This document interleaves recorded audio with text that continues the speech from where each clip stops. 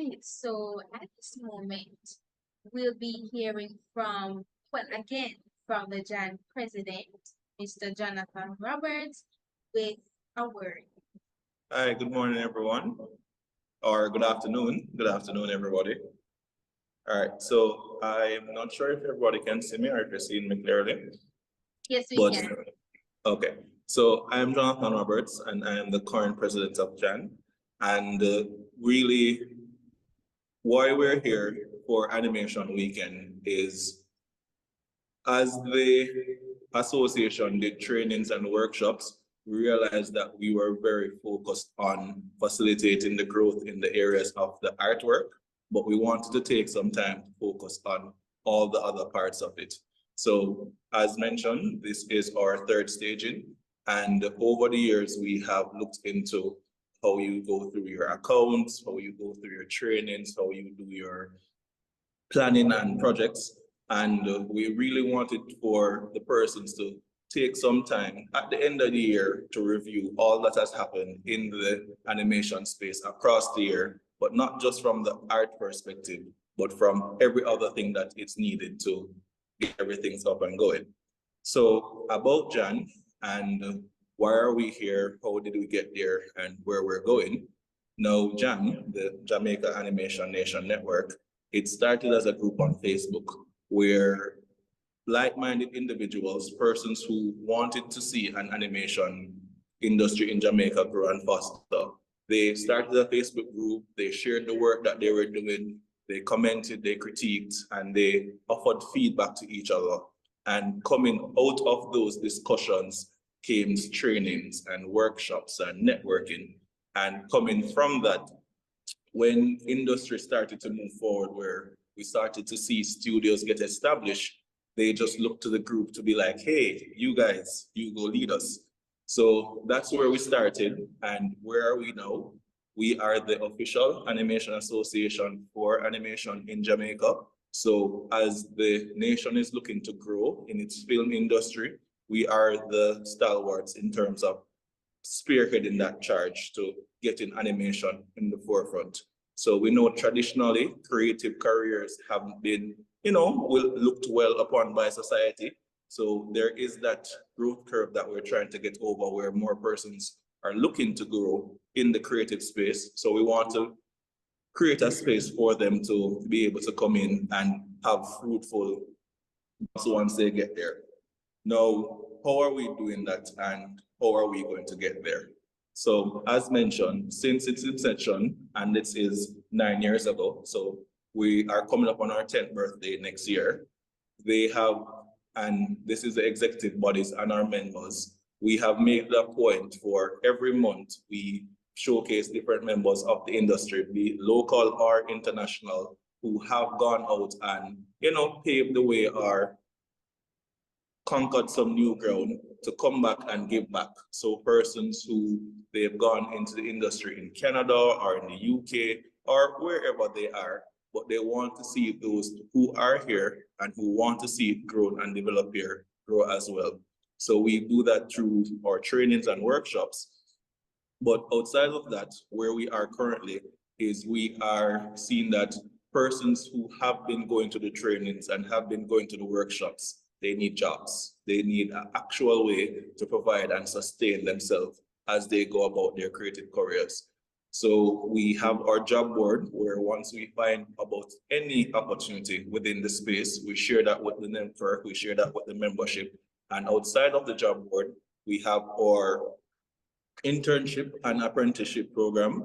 The internship program, it launched last year and we had some difficulties getting everything streamlined, but we have it up and going where if you are somebody who went through and you did animation at the graduate level and now you want to find a place where you can go and do an internship, you can get a position in the company where you can actually get yourself started as well as get some compensation while you do that.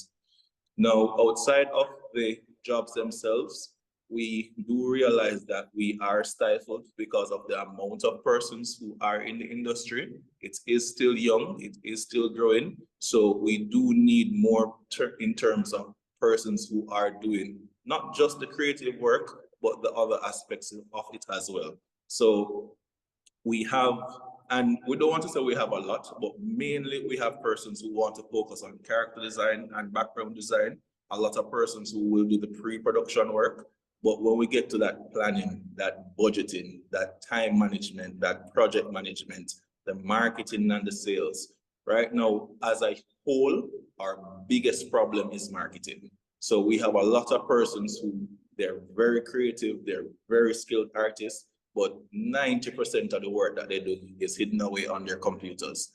And for that, for us to really see the real growth that we are trying to achieve, we need to get it to a place where you as the individual artist, you don't feel strained to carry that entire world by yourself, because it will be overwhelming.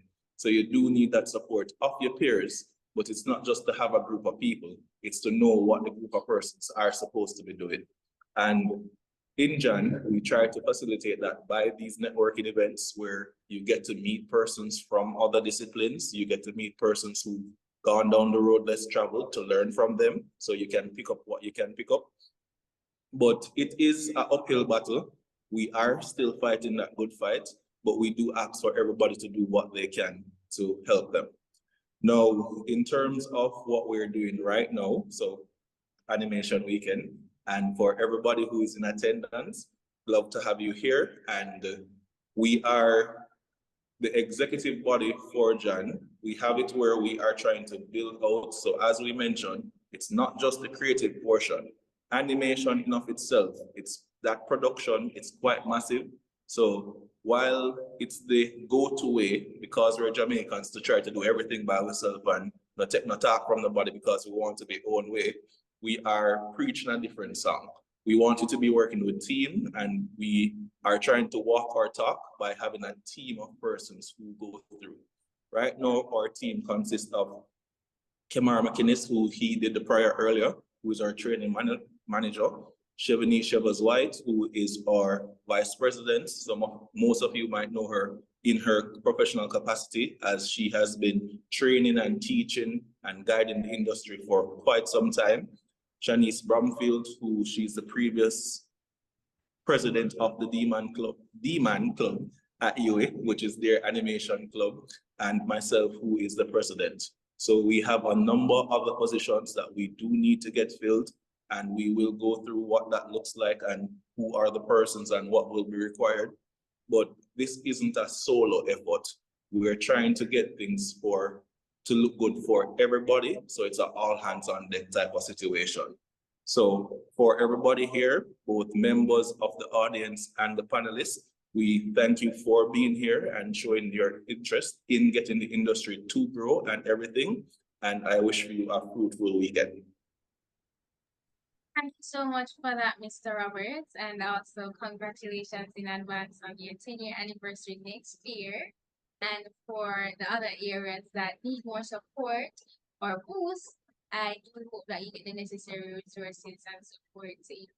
And congratulations on all your efforts, and to you and your team as well. Alrighty.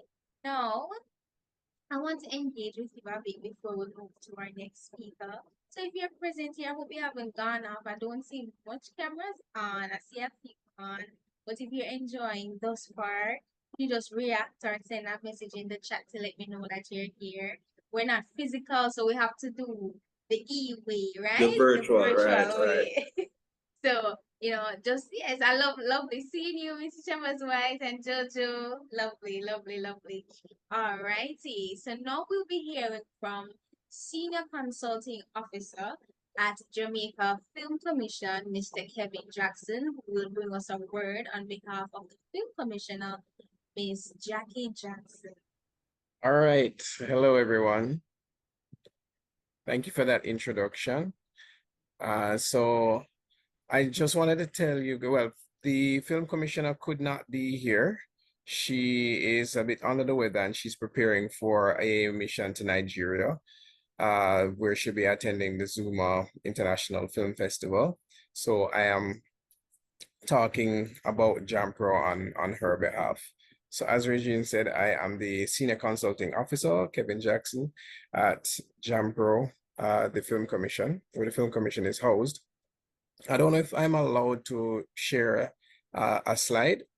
I do have a slideshow. If it's a problem, I'll just talk. See, let me know. All right. So I'm just gonna use this as a visual guide to just, for you guys to look at while I am talking. Okay. So this here is JAMPRO, this building that you see here. And the main purpose of JAMPRO is to build global relationships and realize business opportunities. And the vision is to be a world-class business enabler and promotions agency, making Jamaica the premier destination to do business in the film and animation industries. So if you haven't guessed by now, JAMPRO stands for Jamaica Promotions Corporation. And if you can see under the building, which you might not be able to see because these images are blocking, you may be able to see trade and invest right there under the JAMPRO sign. And that is because JAMPRO is underneath the Ministry of Industry, Investment and Commerce. And our mission is to drive Jamaica's economic development through growth in investment and export within these sectors. So just a little bit about what the Film Commission does. So for these are the five main things that we cover: promotion and export and investment opportunities, sector development initiatives, promoting Jamaica as a film business location, film production advisory and facilitation, and policy and advocacy. So where promotion of exports and investments are concerned, we facilitate business opportunities between qualified international and local clients, and we progress investment and export opportunities that result in employment. So think building of studios. We've mostly focusing on that with film because film is a more mature industry at the moment. But we are also looking for opportunities for animation studios to be built here. And this is, investments coming from overseas to build out here. And then there's sector development initiatives. So in the past, we've supported initiatives like the BOSS program, Business of Sustainability of Studios. And that was an animation program that was teaching the business side of animation to studio owners. We've supported the Propeller initiative, which is a script-to-screen program put on by the Jamaica Film and Television Association. And those are just a few examples. And in terms of promoting Jamaica as a film business location, which this is, again, mostly for film, but we have done it for animation as well. When we attend markets overseas, film markets, film festivals, we promote Jamaica as a destination to do business, whether to outsource work to the animation studios here locally or to come and actually film their movies or series here. And we've had quite a number of film productions shot here. We have an average of about 100 to 120 productions shot here each year. This includes commercials, documentaries, movies, series, and I'll highlight a few of them shortly. And we do film production advisory and facilitation. I would say this is like the bulk of what we do. A lot of film registrations come in, and this involves a lot of liaising with different government agencies, because when productions are coming to Jamaica, they're usually coming with a lot of equipment, and that equipment needs to be cleared by customs. But to be cleared by customs without paying any duties, they would have to come to us first to get a bond waiver issued, get their register their film so that they are licensed to shoot here without any hassles, among many other different things that may occur just depending on the project. And of course, policy and advocacy. There are quite a few policies and advocacy issues that we have to take on. One of them that we may or may not know about is the Productivity Input Relief Initiative, or PIR. This allows creatives, animators who are importing equipment for their trade, for their company, to import that equipment duty-free. So you're talking your drawing tablets, your what you call it, motion capture suits, etc. Importing those things duty-free once you sign up on the e-registry and sign up for the Productivity Input Relief Initiative between ourselves and Ministry of Culture, Gender, Entertainment and Sports. And we do a lot of research on other policies. So we have treaties. Right now, we currently have a UK treaty, a treaty with the UK, and it's currently being renegotiated, as well as we're pursuing treaties with South Africa, Nigeria, Canada, Belgium, among other places. So here are some of the productions, recent productions that you may know of that have been shot here. There's the last James Bond movie was shot here. King of the Dance Hall was shot here. We have, of course, Sprinter, our very own local Jamaican movie done by Storm Salter. Top Boy, Luke Cage, Yardy, just to name a few. And of course, you guys would know the Bob Marley movie just recently. And these are some of the development programs. So let me just move this out of the way. So Propeller, you'd have heard me mention Propeller and BOSS program before. And Propeller is a collaboration between the Jamaica Film and Television Association, JAMPRO, and Ministry of Culture, Gender, Entertainment, and Sports, as well as sponsor Phase 3, where each year it supports 4 to 5 filmmakers who would create a short film, and they would get funding to create this short film. Film Lab, this was between British Council, JAMPRO, and JAFTA, and this was to help develop writers with projects, feature film projects. And then the BOSS program, which I mentioned before, was a collaboration between the World Bank and JAMPRO, and it was meant for upskilling professional studio executives and identifying business opportunities. Through BOSS program, several studio heads were able to travel to different markets like Kidscreen and MIPCOM in France to learn more about the market, to make networking connections, of which some of them did strike some deals with Sesame Street, including Listen Me Caribbean. And among other initiatives that we've done, we've done several B2B meetings over the years, organized several B2B meetings where creatives would get to meet with different business investors, both locally and overseas. So we would have had the Film, Animation, and Music Local Investor Forum in 2019, along with Kingston, which we had B2B roundtable meetings at Kingston in 2019, 2021. One of them was with Jamaica Africa Roundtable and the other Jamaica UK table. GATFest Buyers Forum in 2019, and the rest is history. Kingston Best Pitch Forward, etc. Now, it's very important for me to highlight what JAMPRO or the Film Commission does not do. And this is because, very often we get calls about a lot of different things that we don't do. And sometimes people get upset that we don't do it. But, it's not within our remit. Now, we do not provide script consultation services or match individual writers with producers. So when people call and say, oh, I have a really great script and will JAMPRO fund it, that's not what we do. And we do not provide formal or technical training. We have several great institutions for that. University of West Indies has CARMAC, there's UTEC, there's VTDI, Edna Manley, etc. And we do not sponsor, fund, or plan screenings of your film or film event.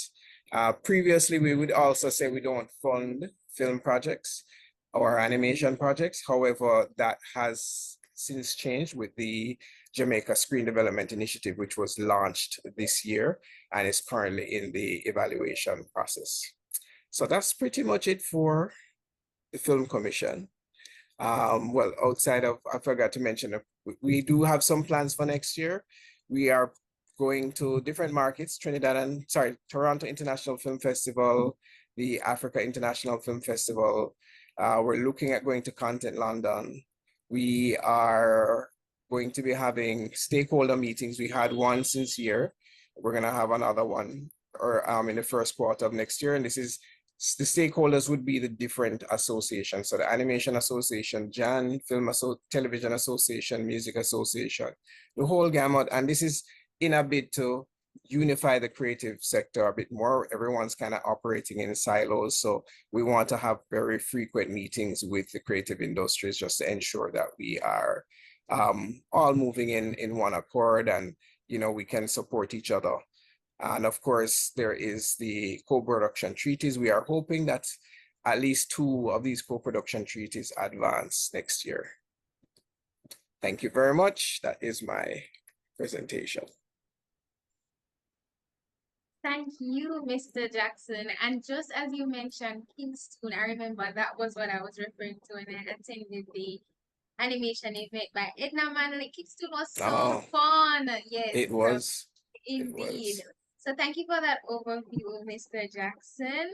Are we all Not ready a for the problem. first panel discussion? Are we ready? Text ready in the chat if you're ready. All right, let me see some emojis. We have to bring the energy in here because the first panel will be about how to network in a connected world. Right? We'll be hearing from Alex Reyna and also Jojo, because I don't want Joel to be thinking it's, her grandma and then remembering like a stern call. So Jojo McFarlane, we'll be hearing from them. So let me know if you're ready. I need to see ready in the chat. I need to see more ready. Thank you for that, Mr. Roberts. Ready? Who else is ready? Nobody else is ready? Ready? Ready. Let me see some emojis. All righty. So, And I'm so sorry to interrupt, Regine. Camille Abrams is also online for this session. How to network in a connected world. okay, thank you for that. Welcome, Miss Camille Abrahams. Awesome stuff. All right, so let me just give them the opportunity to introduce themselves as we're all here. So, Mr. Alex Reyna, welcome. We'll start with you. Hi everyone, how's it going? My name is Alex. I'm a visual effects producer. It's slightly different from the animation world, but I think we're quite similar industries. And how are you all doing today? Very good. Very Is, good. Thanks for joining us. I guess to start off with in today's world, there are a lot of different ways to do networking, whether it's for your own projects or for work and for paid jobs. You have a lot of different festivals, markets, online resources, job boards, LinkedIn, Instagram, TikTok. But today I was thinking about talking about three main points that I think really help in terms of networking with individuals and business opportunities. And that is DAS or DAS. And those 3 points are to do your research, ask questions, and sell yourself.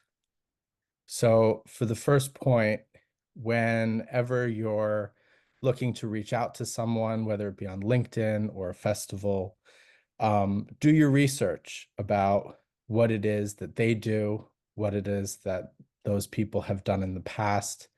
Know your audience, know who you're speaking with, know a little bit about their background and their interests so that you're coming into a conversation prepared. A lot of times I'll get people reaching out to me where it feels like they just copy and paste the same message to 10, 15 other people. And those messages are usually ones that I ignore very quickly. And then you get messages of people who have done a little background work on you on the internet. We all have profiles and lives, and can really engage in a conversation. So for example, I just reached out to the vice president of Legendary Pictures, and I started with congratulations on Dune Prophecy, which just came out last week. And it's a great starter to say, hey, I know this is something you might have worked on, and this is where an opening for a conversation can come from. The second point is about asking questions. I think a lot of times we really want to ask about, do you have a job? Or can you look at my film? Or, can you do something with what I'm working on? Or or can you give me advice? But sometimes in doing the research, it helps to ask questions of the people you're talking to. So, you know, things like, can you recommend a good course for me to learn this specific thing? Or do you have any advice as to, you know, this is where I want my focus to be? Or what's your experience been in something? And it really helps open up a conversation with an individual or an organization to just say, okay, I get 150 messages a day of people saying, hey, do you have a job for me? But when you ask a specific question after doing your research, those are the kind of messages that stand out. And those are the kind of people that think it makes it easier to respond to, because then you're answering a direct question. Oh yeah, you know, I've experienced this thing, or I went to this thing last week and you might be interested in that, or let me share a link. And then the last point is knowing how to sell yourself. And I think this is really important too, because especially if you're animation students and you've done a lot of your own shorts, as we've seen, like wonderful job. Everything we saw today was really great, really exciting to see. It can be hard to prep what you've done more than just what you've done on the animation. So put together a little pitch, write it out. Say, how can I very quickly and very cleanly describe what it is I've made and what it is I'm after? What is the information I want to get, or what is the thing I want to get? And not just share a link. A lot of times I get messages from people where they say, hey, here's my link, my latest stuff, and then that's it. And it's very non-personal, and it's very like, oh, I expect you to look at what I've done. And there's nothing really encouraging to say, oh yeah, it, you know, it compels me or makes me want to look at something you've done, as opposed to reaching out and saying, hi, you know, I've done this course, I've submitted to these festivals, it's been, you know, won these awards or won second place in these competitions. It's about this, and keep it to no more than a sentence. You know, a lot of topics in the shorts that we saw today had really impactful things with mental health and prominent issues. So start with that. Hey, I did a piece on schizophrenia. It's a really important situation in my realm that I connect to personally.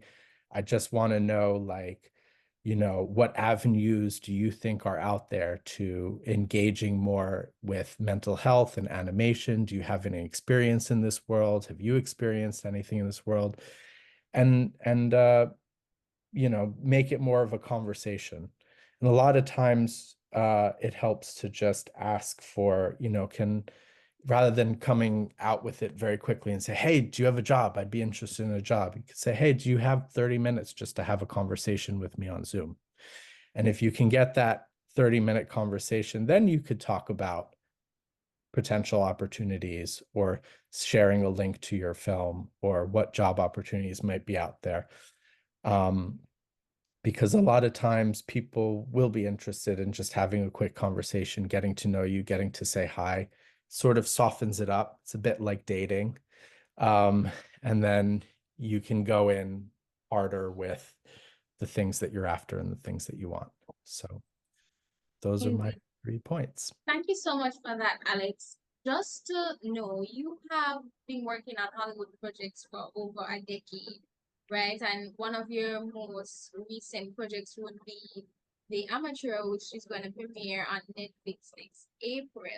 Share with us the power of networking for such an opportunity, specifically for that project.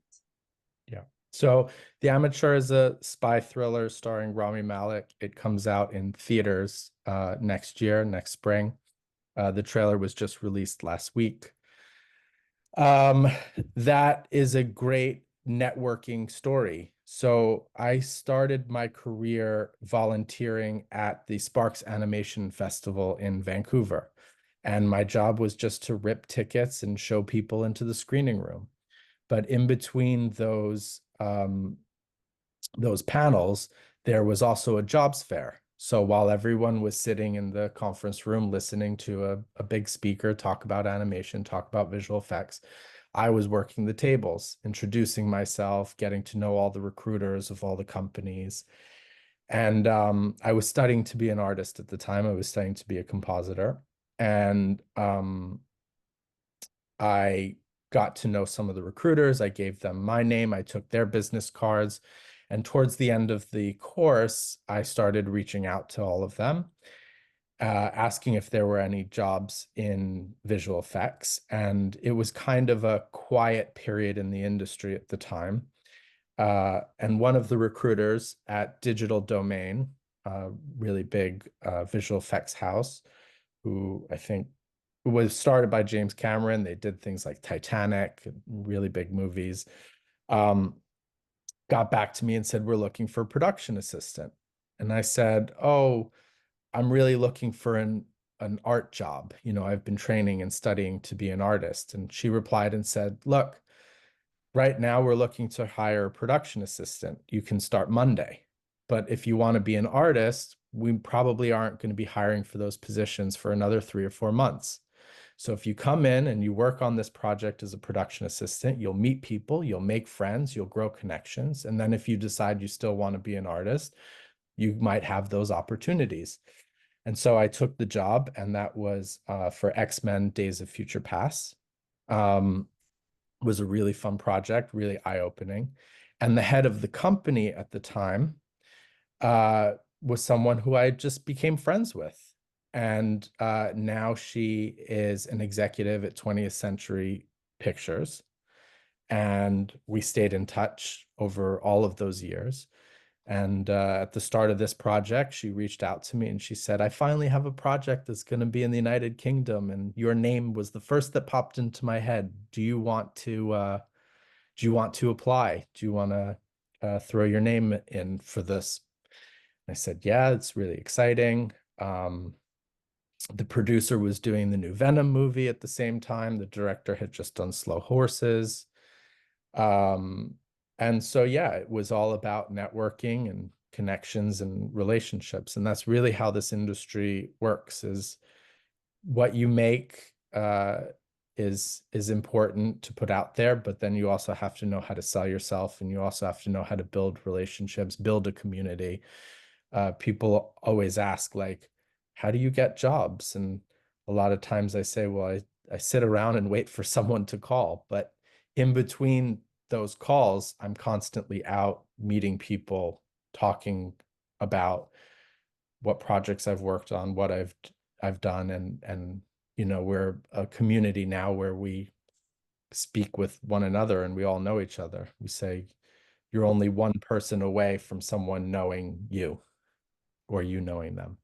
For sure. And so we get the sense that there's the laying of the foundation to develop on, especially in the world of networking. Your experience that you just shared, starting from just, you wanting to just jump into the role of what you wanted, but it didn't work out that way. You started as production assistant and then worked your way up. So sometimes when an opportunity presents itself, we may not necessarily see the big idea that we have for ourselves at that moment, but it doesn't mean that down the line it may not come so truly valuable there. And I just want to reel in Jojo and Camille here. So starting with you, Jojo, share with us a little bit more about yourself and the work you're doing and just how networking has provided those possibilities. Sure, no problem. Hi, everyone. So I'm Jojo. I'm the animation director at SME Caribbean.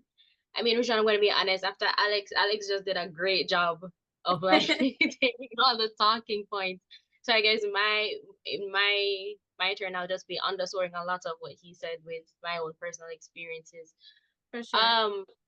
Networking for me, it really started in the COVID era. So of course it was a lot of online. So the pressure was on me to be able to, how do I navigate this online space? How do I reach out to people? And how do I also foster how people reach out to me? The thing is, I am an introvert. I'm terrified of people. And I had to learn the hard way that sometimes I have to take on a personality that gives me the confidence to go out there and talk to people. Alex made a good point about don't just send blank messages, ask people direct questions. I was able to reach out to this designer in the UI space, someone who I've always admired, and I'd ask him a very specific question, and that opened a good discourse for a couple of months, about sharing resources and how I can improve on my own skill sets. Um, Man, Alex, you really took all my talking points. But in terms of networking in a physical space, I will say my latest experience in Annecy really taught me about being confident in my ability to sell myself, as Alex was saying, being prepared, of course, having my cards ready, having my talking points ready, having my ideas, finding common, I can start learning how to start conversations on shared experiences. I recall this experience. I was in a shuttle going over to the main building, and a gentleman behind me, he just sneezed. And because I have allergies as well, I started making a comment about the pollen. And we struck up a discourse, nothing animation related. And when we got to the facilities and was asking what I did, and I shared my profession, he told me that, oh, well, I'm actually the director of Go Blanc School. And I said, oh, so really interesting how you can just meet somebody just based on just striking a relationship with the person themselves, and then having that kind of comfort to talk more openly about collaboration in the future. Um, so for me, networking is really about how I try to touch the human aspects of the communication. Just, let's feel familiar. Let's have an open discourse, because work is hard. Not everyone wants to feel like, oh, everything is just a job opportunity. I found that some artists really appreciate like when you check in and then you Yes. have a conversation from that end. Awesome stuff. Now, you would have collaborated with talented teams in the creation of animations such as Adventures of Cam Cam, Remote Work Tales, Lovers Leap, and Once Upon a Draw. Share with us more about that. Were those experiences that included stepping outside of your comfort zone a bit more to get those opportunities, or were it more so a bit understanding in the sense where you were able to meet somebody probably on your way? So how did that come about? The beauty about those projects is that I was blessed with the opportunity to meet those individuals before the opportunity came up. So I went to conferences like, of course, Kingston. I went to Anime Confest. Some I've met through internships, some I've met at school. And I've been able to harness a library of really talented artists that I know that should I fall into a position where I can share an opportunity, I can call them up and say, hey, I know that you've been doing work in XYZ. Here is an opportunity. So those projects, I call them like a little family, a little creative family, because we all have this sense of community. Because as you said, the Jamaican industry is very small. I rarely see a strange face. I'm looking at all these names, and I think I know 90% of the people in here. Yes. Awesome. El Camille, are you here with us? I think real quick, I just want to make one point to what Jojo was talking about. Sure. I think almost all of us are introverts. And I think if you know that even if you're shy and you're scared, you're probably going to be speaking to another introvert. And so maybe That's that true. makes it a little bit more comfortable. And as you touch on that note, what do you do to help you overcome that level of shyness or be reserved in a sense? Because sometimes it may be daunting. It's easier said than done, especially if it is that you're struggling? You can go first, Jojo, or you can, Alex.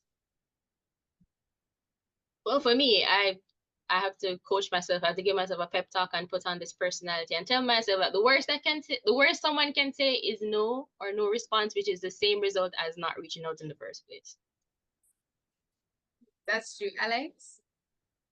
Yeah, I mean, I think the same way. You just have to build up the nerves and know that sometimes it's rejection's okay. Sometimes I'll make comments to try and start a conversation and you just get a look and someone turns away and walks the Yeah. other way. And I see comments about being extroverts too, and being an Yes. extrovert's okay as well. For sure, for sure. Now, is there anything that you would like to share in terms of a piece of advice to, say, an animation student here on us, or we're recording, so if they're watching this back and they're like, I just don't know how to start at all. It really, networking scares me and I have to do it, but I just can't. What do you have to say to them?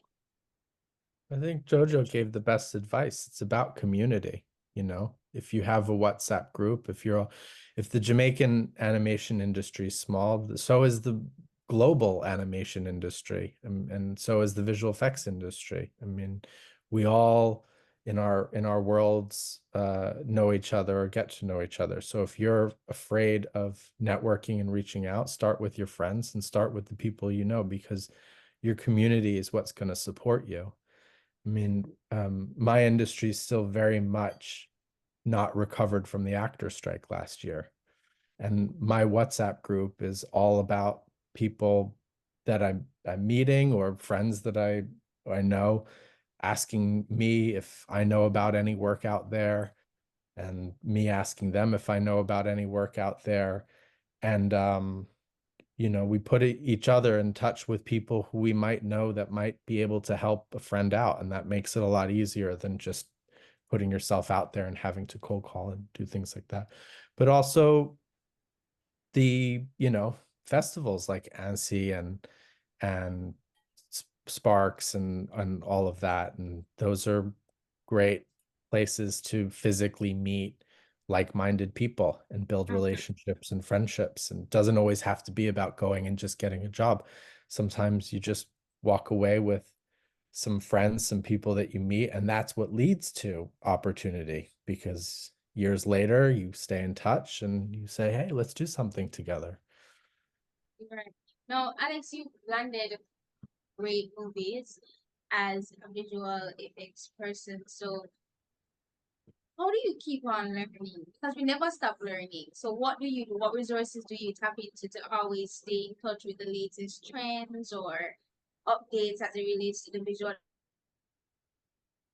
Yeah, it's a good question. It's every project that you work on, and as an artist, I'm sure you know this, is its own thing. You never do the same thing twice. I think that's what's exciting about what we do. Even if you're doing a sequel to something or a second season to something, it's different politics, different groups of people, different stories. And so you're always learning from other people. I think it's great to be an individual and make your own work and make your own things, but it's also important to be part of a community and share that and talk with one another and get your group together and hang out. Sometimes it helps to just complain about how frustrating it is. I think it can be really difficult these days to break through the walls of the internet, and you lose some of that personal touch because COVID has really changed so much, but it's also opened up a lot as well. And so it just means you also need to get creative about sharing with people, complete strangers, who you are and what you're about, and not just what it is you want, because getting what you want comes after making a connection. Right. Anything to add for that, Jojo? Or you Um, share? from my personal development, it's of course looking on sites that breed inspiration like Pinterest, reading articles, going into animation forums, and also be always willing to learn something new because this industry can move very fast and someone might come out with a tech that can make your workload a whole lot easier. And of course, in this industry, time is money. So the more work you can save yourself, I would say invest. And the more skills you have, as Alex's example of being offered a production assistant role before even being brought onto anything else, it's about just being malleable, just being able to adapt until you get where you want to be. Indeed. I'm gonna head back over to Camille. Camille, are you here with us? I wonder if she's hearing us. Yes, I'm here. Hi, Camille. How are you? I'm hearing. Are you hearing me? Yes, we're hearing you. How are you, Camille? Hi. I am good. I'm good. Awesome stuff. Now, share with us more about your background here. and just Yeah. awesome. so- I, Mhm. there may be a little delay, so I just want you to share with us a bit about your background and how networking has offered you opportunities. Okay.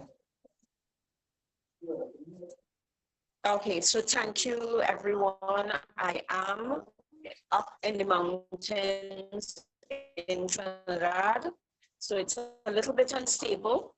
So I will try to answer your questions because I'm hearing you all in one go because I'm not too sure how long I'll be on, right? So regarding network, I do want to look at it from a Caribbean perspective, of course.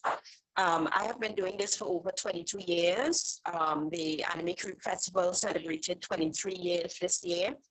I have also been able to see the growth of Jamaican animation from where it started. I know Sheffy and Kevin will also be in that space and would also be aware of you know, I think networking is extremely important now, especially. It's because of where the world is going, especially when you start to look at things like AI, artificial intelligence, and how things are becoming so much easier to do. Which means that, of course, storytelling then becomes prime, right? It becomes, that is what is of value. The art and, okay, my camera is on. Somebody's saying is my camera on. Should I take it off? Yeah, sometimes that helps with low bandwidth. Someone typed something. Hold on. Someone is saying, are you all hearing me better now? Yes, we're hearing you. It still says low bandwidth, but you can just continue. Yes, we're hearing you. All right, okay. So I took it off and I'll continue. Did you all hear up to where did you hear? So I can start back. Yes, we heard up to your last point. Okay, so what? All right. Okay, so one of the reasons why networking is important is because of where the world is going, especially with artificial intelligence and things to creative. Right. Talent, creativity, storytelling is what is now important, right? Because technically things can be done easily or easier with when it comes to animation, when it comes to even filmmaking. So it is important that. Oh, I think we may have just lost Camille. But you get the essence of what she was trying to say in terms of networking for sure, especially with there being the emergence of so much in the space, as she mentioned earlier, artificial intelligence and just the importance of connecting things to storytelling. Right, networking is so powerful. You literally have to do it, right? So whether you're an introvert, extrovert, not only in animation but in every field, you have to. And for those fields where connections are surely important, such as this animation, where you know somebody who has a project and willing to hire someone who knows someone they're able to connect with you. So it's a whole tunnel and it's just a web that's so diverse, right? Why not tap into that? So Shanae says she's a professional introvert over here, what I intend to do, what I must do and improve. And that's so true. Sometimes we just have to step outside of our comfort zone in order to grow and improve. Because if you just stay there by yourself, you're missing a world of opportunities. And these opportunities are things that you want to do. You want to be a part of projects and just ideas and spaces and even travel to places where you can just expand yourself and who knows, become even better than you were just alone, right? So thank you so much, Alex, sharing nugget that you didn't get to say before about the power of networking and staying connected that you'd like to add here. The floor is open. Anything else? You broke up a little. Is that a question for me or a question for everyone? Well, for you and Jojo, is there anything else that you'd just like to share? The floor is open. Well, are there any questions from anyone else that they have for us? Chat's gone quiet. The chat's gone quiet. Jojo, how about you? Any last words? I believe in you guys. You can do this. Yeah. If I did it, you can do it. All right. Philip said you It- guys are awesome. They are indeed.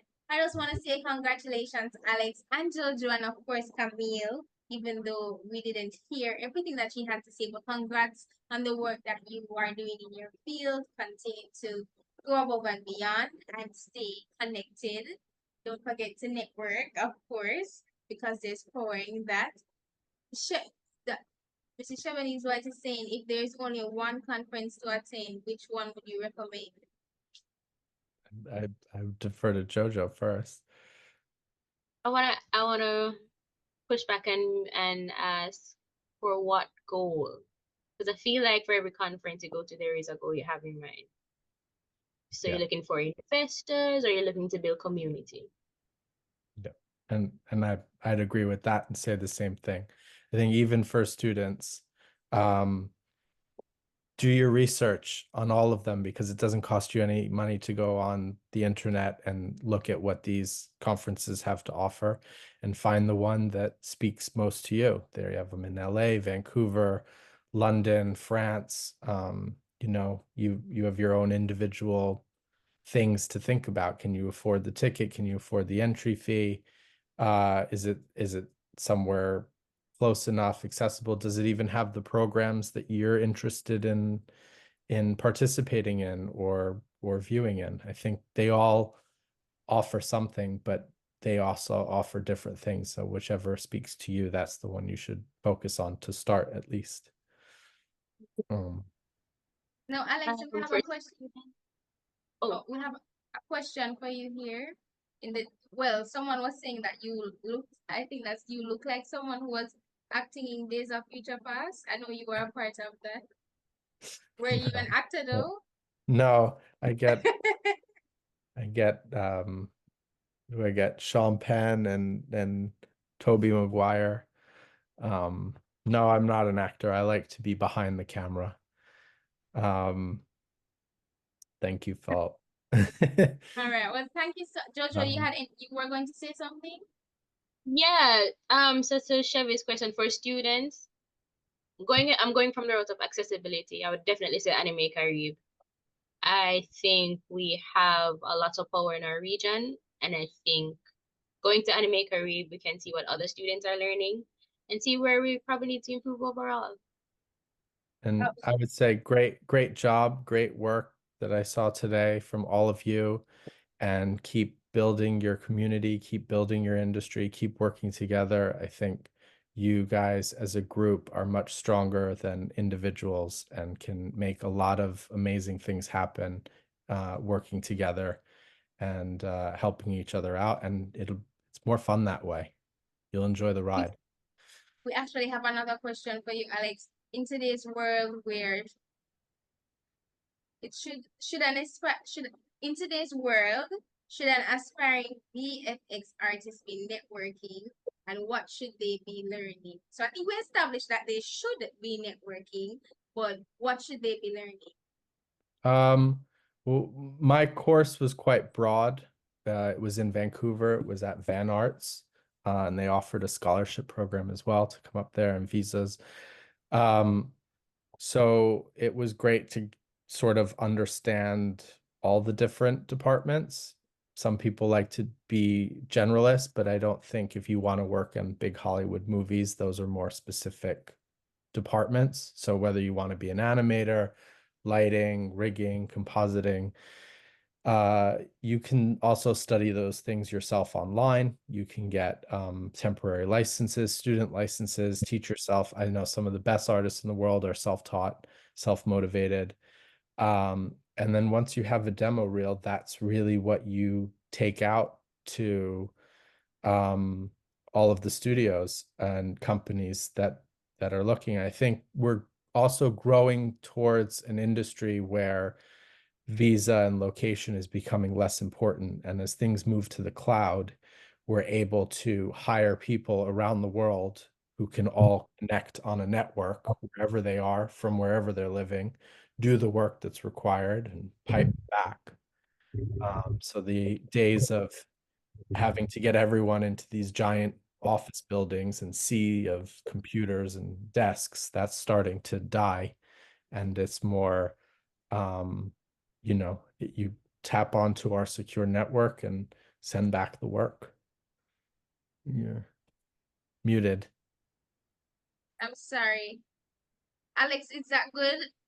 No, Yeah. well, Kevin. So he added, where should they be networking? So I know that you mentioned that they can reach out to different VFX professionals that they may know of and start a conversation. Is there anything else that you'd like to add for where? Yeah, I mean it's same with animation. Try and participate in forums. They have jobs boards and websites and conferences and festivals. You have SIGGRAPH every year is a huge convention where the whole industry comes together. A lot of software, a lot of AI, a lot of new technology. It's very interesting. And you have recruiters and job fairs there as well. You have job fairs in London, ANSI, all over the world. And just look up all the different companies and send out your resume and your demo reel and say, I'm interested. Would you have 15 minutes to talk? And then you can ask questions and sell yourself. Georgia is asking if you're working remotely or still in office.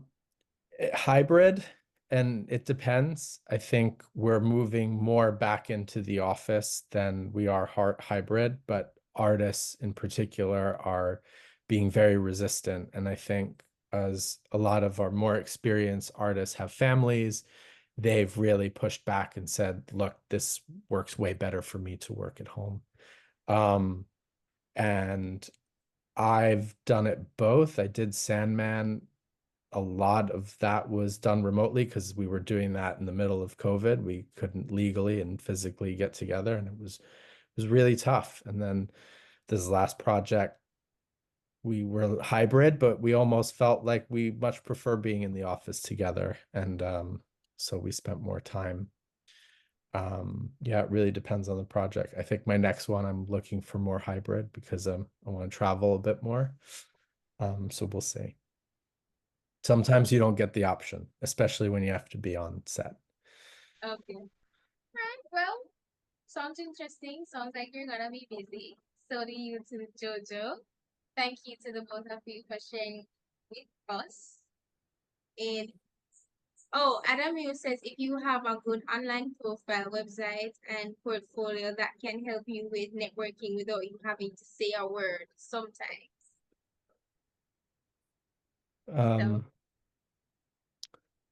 Yeah, I think yeah, I mean, let your work speak for itself and continue to work on your work. If you have an amazing website and you're sharing it, then people will pick it up. But even still, if you're going to share a link to your website and your network, Don't just send a link and then walk away. Send a little message and say, hey, I'm interested in what you're doing. This is what I'm doing. Would you be open to taking a look? So, on that note, I just want to say thank you, Jojo and Alex, for sharing with us in this Me too. panel about how to network in a connected world.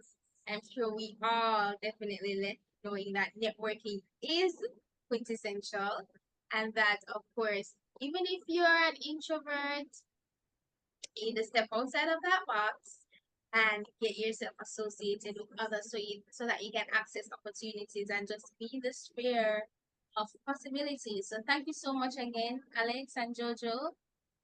Really valuable knowledge shared. So Thank you I all. know that you're welcome, you're welcome. I know that some of you may be a little bit restless, so at this moment we're gonna have a little intermission like what they have at the movies. So we're gonna have a break, and that will be led by JANN Vice President, Mr. Shabani Shivers. Island clean, so clean. From the streets to the beach, so clean. Now dirty up Jamaica, please don't do it, no. Everybody have to stop litter. Solid waste management problem getting bigger. Plastic no decay like banana skin. So we have to let go the single use thing. Tabada fling no box pan the ground. It no look good when we roll round town. Dirty water make health complication. Property loss when it damage the foundation. We have to protect the trees and the ocean. Save the animals from harm and starvation. Make a bigger effort to keep the place clean. Everybody responsibility. Pollution of poison the earth and the sea. Microplastic getting up with bloodstream. It have to get better, so come join the team. One clean Jamaica, we are gonna live the dream. Now dirty up Jamaica, Don't do it. now dirty up Jamaica, I beg you please. now dirty up Jamaica, Keep it clean. now dirty up Jamaica. Quintet is my number one. So pour it out and mix it up. Then pour it out and drink it up. We had. Yes, so I hope those videos are entertaining for you all. Just giving you some commercials that we have for some of us way back in the day and recently, right? That were aired on Jamaican television. So I'm not saying that all of them were created by Jamaican animators, but they certainly were animations that were aired on Jamaican television that inspired some of us to go into the industry. All right, so I will hand it back over to Regine. Thank you so much, Mrs. Shivers White. Welcome back, everyone. Now we'll be having the Johnny Sad Boy reunion.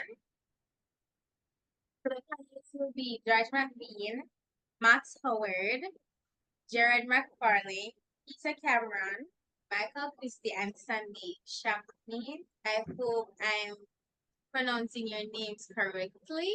I really do hope so. If not, my sincerest apologies. But welcome, welcome, welcome. So this Regine, anime, I am so sorry to interrupt. So sorry, Max. So sorry, George. I just remembered I have the clip for Johnny Sad Boy. So if okay. you're ready, I can share the clip. It's about a minute long, and then if you want, we can go into the discussion. Is All that right, no okay? problem. We're ready.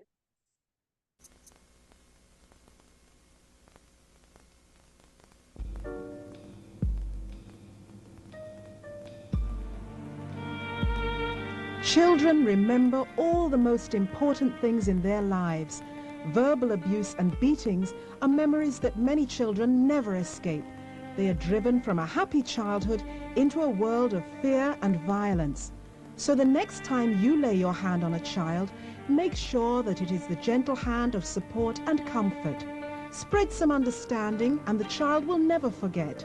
Remember, the violence outside your window begins with how you treat a child at home.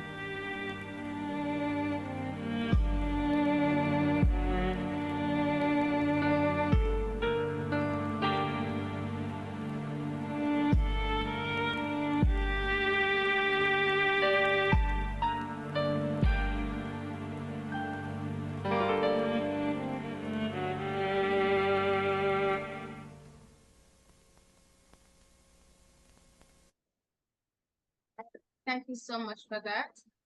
So now that we have the visual, we can definitely follow. Right. Okay, so that animation was produced at the first UNICEF and Disney Training Workshop for Caribbean and African artists in 1992. So you can see why we intentionally said Johnny Sadboy Reunion. So the workshop organized by George McBean, who is here with us, and Fred Wilmot in Jamaica, and held at the Paramount campus. Woo! So the film was completed in color at a subsequent workshop in Barbados in 1992. So welcome again, Mr. George McBean, Max Hello. Howard, Gerald McFarlane. Hello, welcome, Peter Cameron, Michael Christie, and Sandy Champagne. Welcome, everyone. How are you? I'm good. Can Yeah, you I'm hear me? Awesome. Yes, we're here. I'm also Guy O'Neill is here. He was one of the participants at the workshop from Barbados. He's watching. He's joining us Welcome. also. Awesome stuff. Welcome back. So Hi, this George. is reunion. Hi, Hello. Robin. Yes, it's good to see you. Yeah, same here. Who's going first? Well, I'm going to go first because Okay. my connection to George and UNICEF is because at the very last minute, I was working for Disney, and there was a conference to discuss the use of animation in communicating health and social messages. And at the very last minute, I was sent instead of somebody else to speak on behalf of Disney, which I was thrilled to do. And I got to go to Prague. Literally, it was just after the Velvet Revolution. So it was a great time to be there. And it was there that I met George, and it was there that we were sort of introduced to this concept that we might do things together. And then I found out that, of course, I got on famously well with George from the moment we met. But he was living in Barbados, and I was running the studio for Disney in Florida. So we weren't so many miles apart. But I think that's how this started, this idea of George and I talking and seeing what we could do together. George, now it's you. Okay.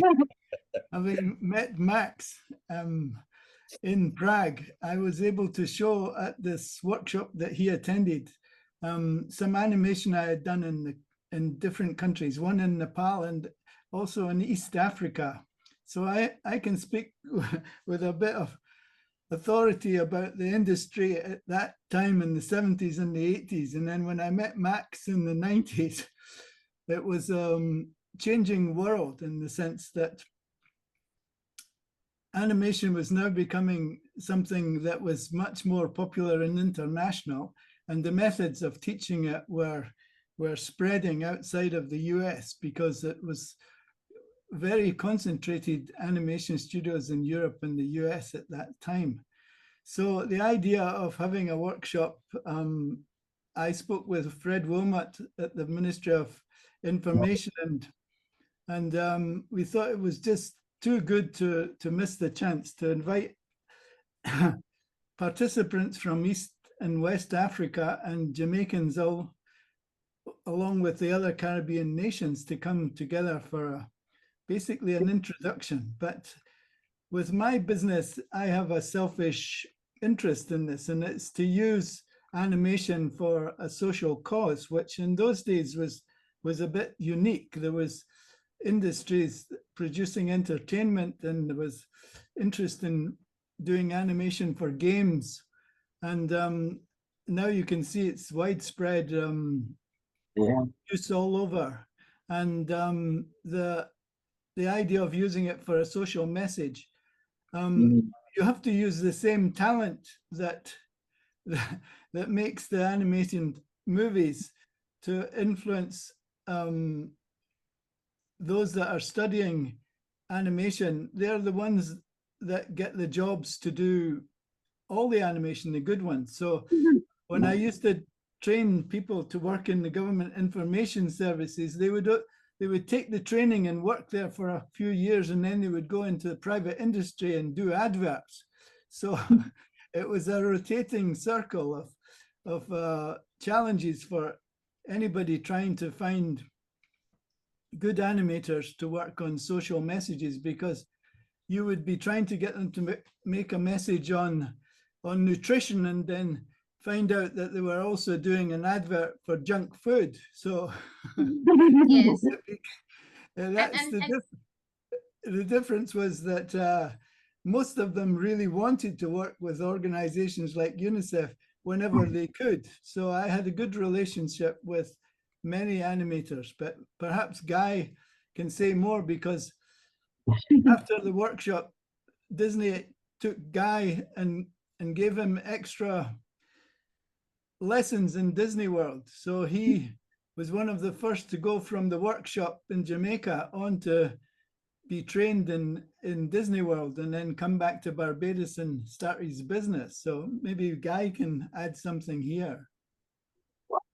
George, good evening to all wherever you are across the world. Well, it's so good to see you again, man. We're still young and you're still going strong as things are not moving down. We still love you lots. I enjoyed the workshop in Jamaica. We did a comedy in 91, I think it was. I spent a big Jamaican Saturday boy. And I remember just sitting down, a number of people down there. There was Alex Cooper Smith and my temple. And yeah, it's lined up. We ran just part of it. The workshop with the Jensen and the building. And when we George said, yeah, you know, we had to buy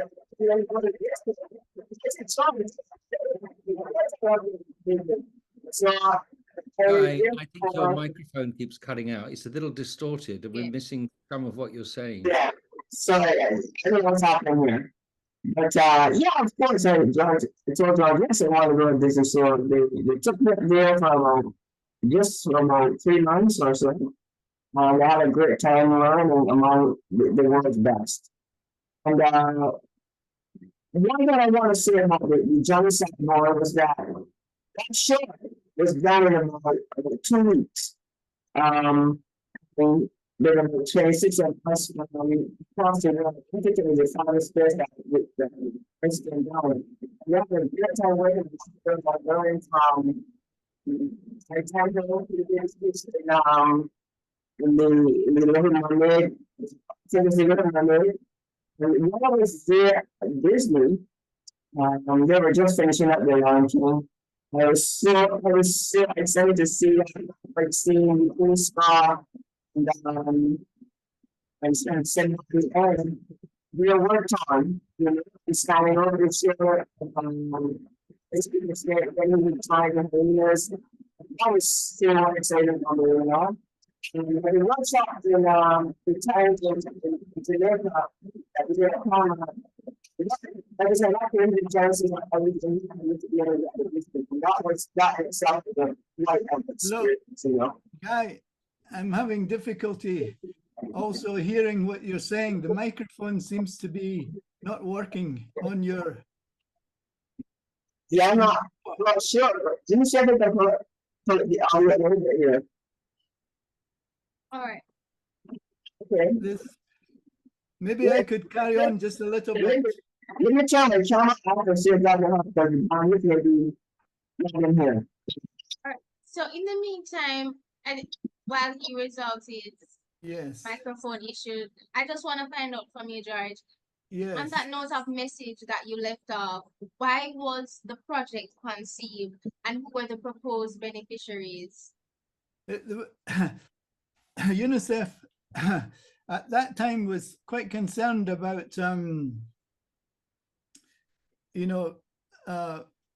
violence. There was 3 areas that we're very concerned about: was violence towards children, and also just safe motherhood, and then the middle years of stimulating children and the later years of teenage growth. And so UNICEF comes up with these priorities from the government speaking to the governments and having their research given to us.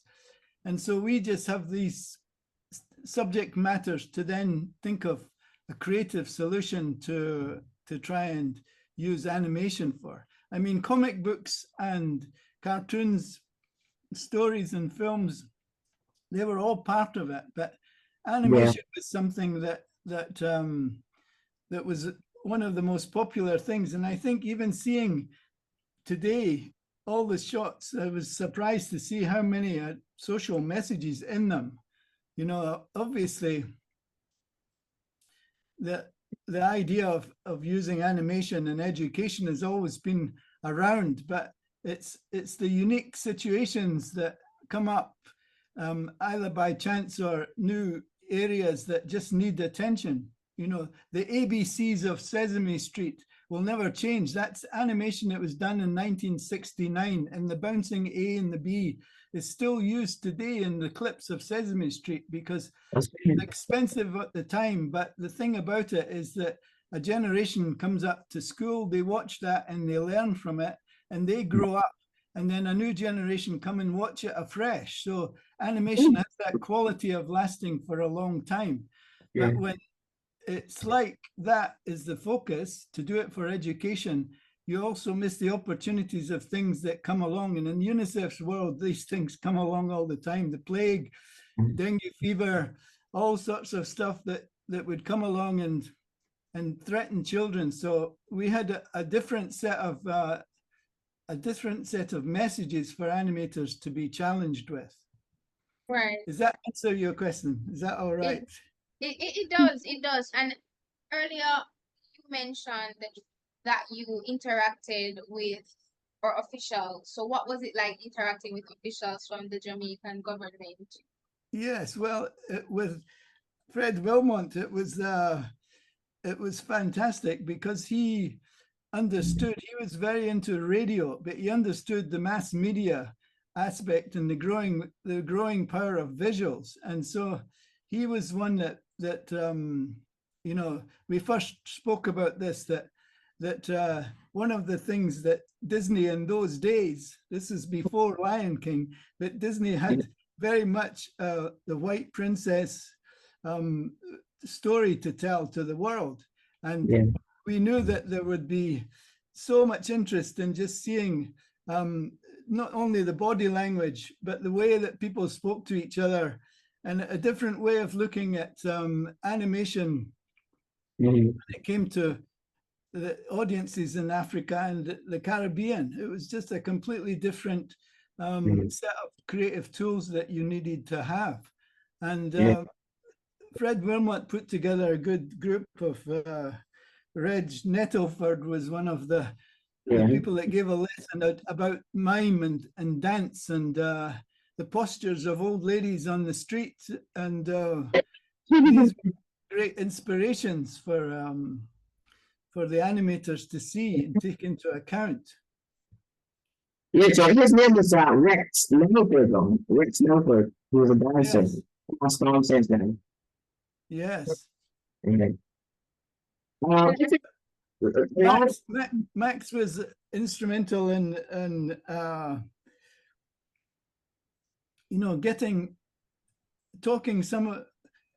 First of all, when he got back from Prague, he took on the issue with his boss, Roy Disney, and UNICEF was in a stage where we were working in Latin America with animators to do a character called Maximo, and that was produced by Disney. But this idea of and that was for immunization in Latin America, but this idea of inviting some of the best animators from Florida to come to Jamaica, it was in some cases their first trip as well. And I remember the laughs that we used to have of just them encountering, you know, people in Jamaica. And one day we had an outing where we all walked to a school and we painted on the wall of the school cartoon characters. And I don't know if it's still there, but it was one of these days before Banksy when the artists would paint on walls, but they had this complete school wall filled with not only Disney characters, but other characters that people from their own countries brought to the workshop, and they painted them on this wall. And I have to add It's that one we of were the contravening all the Disney World or Disney policies. copyright, Yeah, exactly. copyright issues. I was turning a blind eye.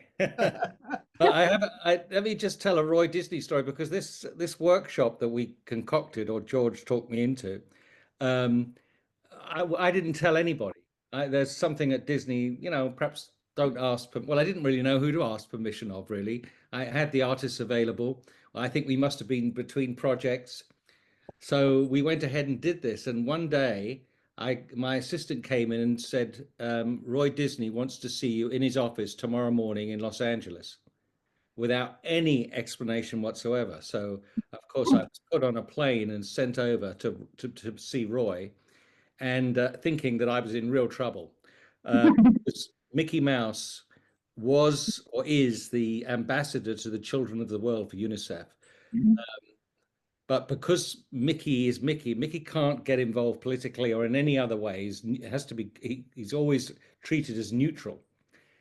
So anyway, so I go in, and Roy, instead of telling me off, actually said thank you very much, because we've had this connection to UNICEF for all these years and we've never done anything. And so that really gave me a green light. And as George talked about Maximo in which we did in Ecuador, in immunization, we also did a film on iodized salt in the diet. So suddenly I was given the green light, and actually I was put in charge of the Disney relationship with UNICEF. So, but it had these beginnings. It was George, Yes. having this vision, which was so inspiring. I mean, I didn't touch on that enough at that workshop or that series of seminars in Prague, because I'd never, was so immersed in making, commercial films, and to suddenly get an understanding of how animation might be used. I came back pretty enthused about that. Secondarily, there was a wonderful benefit for the artists from Disney who went to Jamaica for the workshop. Alex Cooper-Schmidt, Barry Temple, am I missing anybody, George? Bob Walker. Bob Walker was there. Oh yeah, Bob Walker came. So, a layout artist, a couple of senior animators. So a couple of things happened. I just sent or took with us a box of supplies, just everything, full of all the supplies. And when they were opened for all the artists who'd come to the workshop, they couldn't believe their eyes that there was all these materials available to them just to use, not to ask permission, not to. And it humbled me, but it humbled the artists too, because you're dealing with these top animators who are just immersed in making animated feature films and suddenly getting exposed to this was very telling. I think we all came back with a different attitude. The workshop took literally 2 weeks to create that film. And it was just a real collaboration with the Disney guys, advising, because it was a training program for these artists that George had assembled from around the Caribbean and from Africa. So we came back pretty thrilled about it, and felt we'd done something really great and had an opportunity to do something out of the ordinary. Yes, and Max, what technologies were used to create the animation? Well, no, it's called a pencil, I think. Rostrum camera. Yeah. Camera, and there was I mean, the thing was to take something in 2 weeks and storyboard it and do the animation that was done, and then we did some finishing touches in Florida, but that was more getting it painted. It happened. Frank Gladstone was also at the workshop in Jamaica, and then he came also with the painters to Barbados, and it was painted in Barbados later. After that, there were several other connections. Can you mute your mic, George? Feedback, yes. I think it's Guy. If you can mute your mic. Yes, that's. Yeah, it's Sky. If you go on mute on the an option on your screen on your picture. Yeah, perfect. Go ahead, George. Yeah, it was, you know, the ball started to roll a bit faster after the success of the Jamaican workshop. So when you see Johnny Sadboy, it's quite, it's so simple, but the follow-up was really quite interesting because Roy Disney then hosted a world summit on animation for development, which was basically UNICEF's idea of using animation for the series of priorities that countries were faced with their children, and he held it in Disney World. So, having spent most of my life on field trips in East Africa and also Nepal, I was sent on a field trip to Disney World to to speak at this workshop. But the result of that was an amazing set of animation studios also coming to help UNICEF. We had, after it was over, 120 studios of animators around the world, including Disney, that were saying we'd like to help UNICEF. So there was a program called Cartoons for Children's Rights, and each one of these studios made a cartoon that was non-verbal for 30 seconds on one of the articles in the Convention for the Rights of the Child.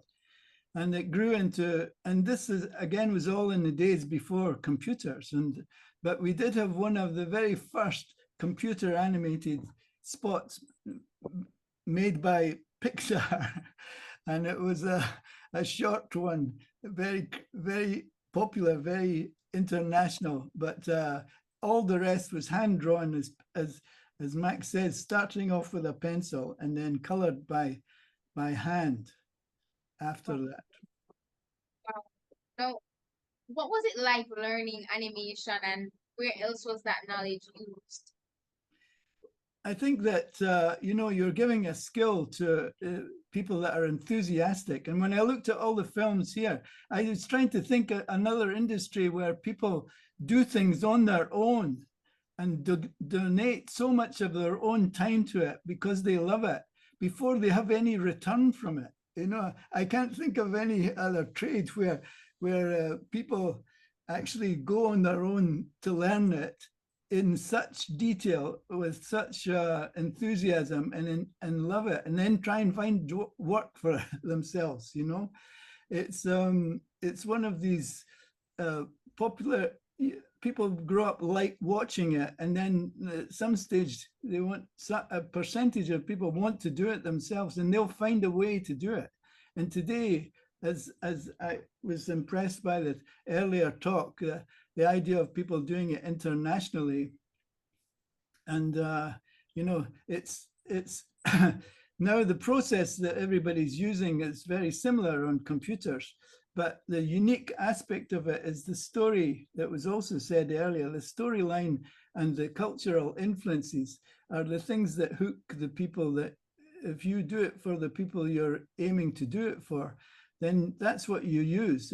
They're not just fascinated by the bright colors. It has to have something more of an interest for them in the plot line, and in the visuals. It's these things that make more people talk about it.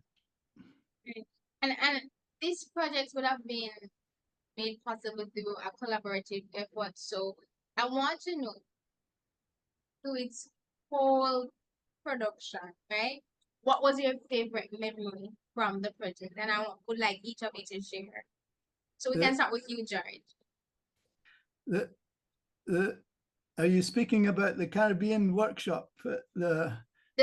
Your favorite memory from creating Johnny Sadboy? I think that what was so interesting was when we got the artists together, they were all known to be good artists, cartoonists, and people that had already made characters for a newspaper or comics. And when they all came together, what was interesting was to see who was most suited to do backgrounds, who was really good at doing characters, who was really good at doing the storyline. And and there was a natural inclination for people to go to that desk and learn it. One of the people that was there teaching was an artist from Disney called Alex Coopersmith, who was the person that drew Jessica Rabbit in Roger Rabbit, you know, and he was a very popular teacher because everybody wanted to learn how to draw like Jessica Rabbit style cartoon. And I remember his response saying, you know, that Jessica Rabbit was not a bad person. She was just drawn that way, and by him. And the whole idea that there was a group in Barbados that were very good at doing the backgrounds. And Mark Maynard was also one of the people from Barbados that came to do the, but when they went back, they also just got on with their own thing with more confidence, and Yeah.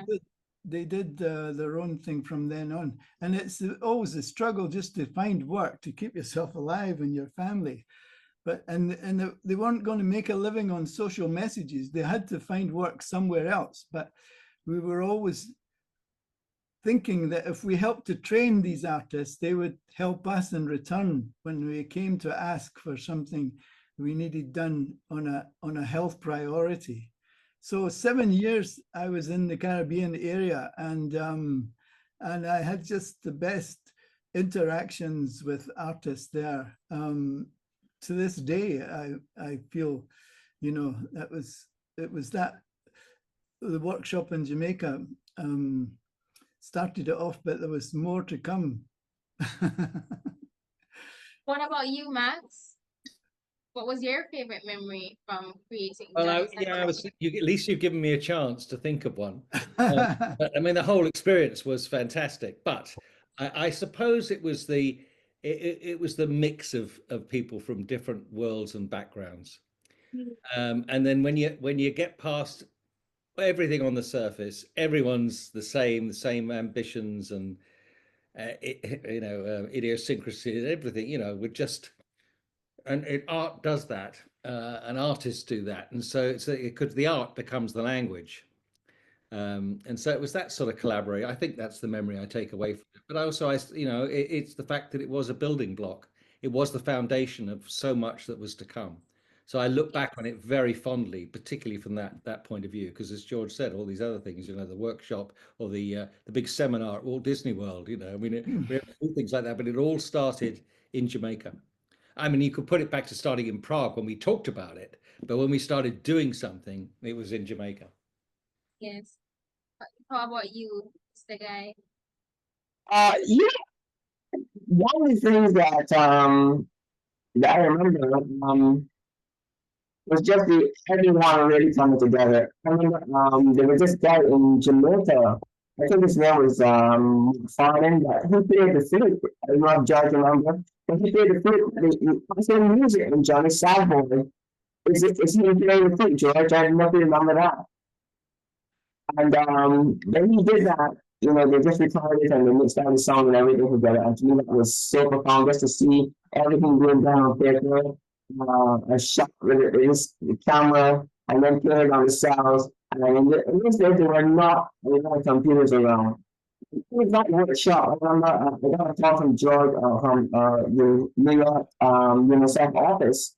And they wanted me to do a 30-second film on YouTube, which George mentioned earlier. And that film that we did here in Barbados was selected for the number 10 spot.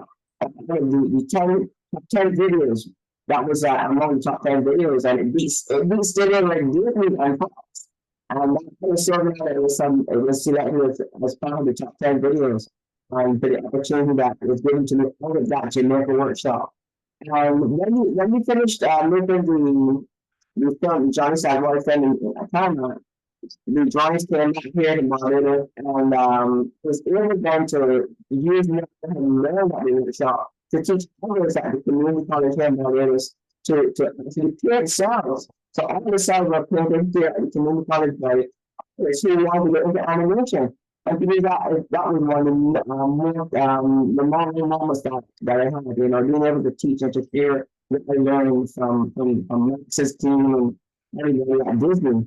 So the benefit was very far reaching, being able to have UNICEF contact me over New York. And then not only that, then I got a call from the animators in Geneva to produce a spot for them as well. It was so neat. All of this was because of what started in Jamaica.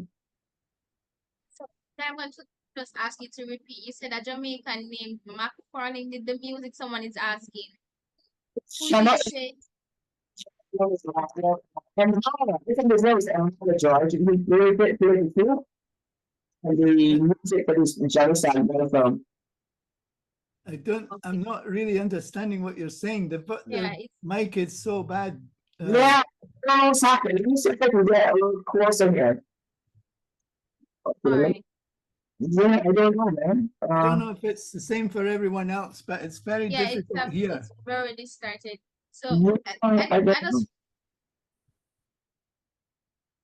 So let us know when it started, guy. I just want to know, George, right? Yes. So in Barbados in 1993, when the film was completed in color Yes. at that different workshop, what was the atmosphere like seeing that in color? Because I can imagine us as students now Yeah. doing just color for what it is, just imagining what that was like to see something without color. So share with us what the atmosphere was like at that time.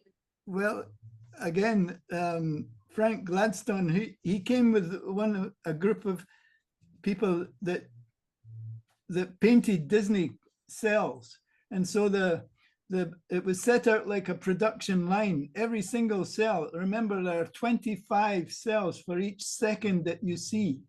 So every second there's 25 drawings that have to be hand colored, and they had it set up like a production line where they would do it.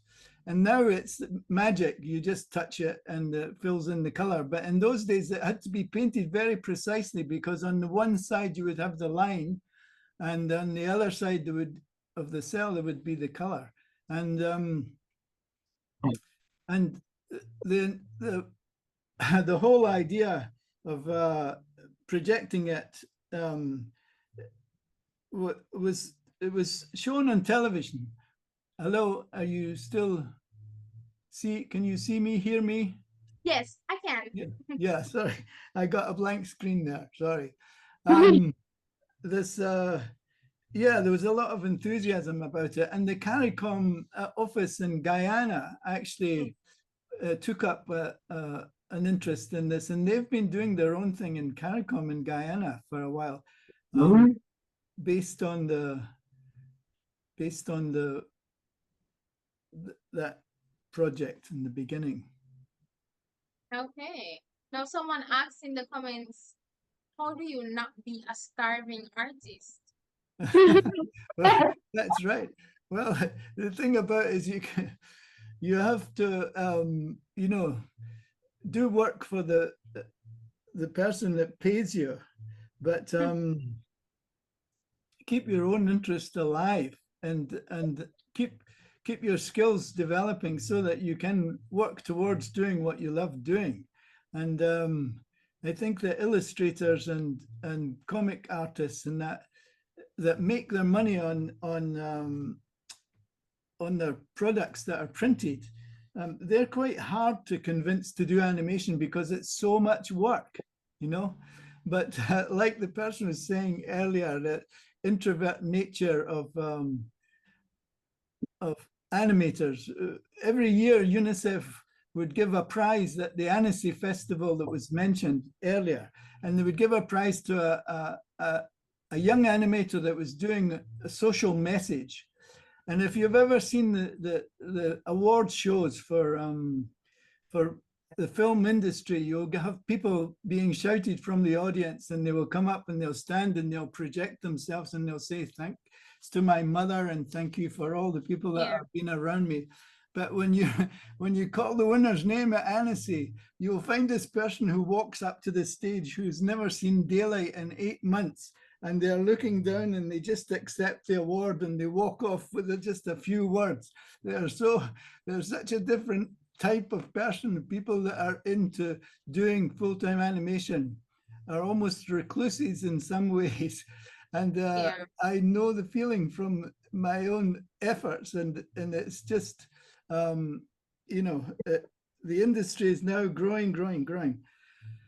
And Go on, George. Sorry, go on. yeah, Max will tell you all about the growth of the industry, but UNICEF is, you know, its priorities now. It gets help to do these things. In those days, we were showing even the United Nations that it needed visual communicators because so many of the mothers that were trying to reach were non-literate in those days, and animation was one way of reaching a non-literate mother with information.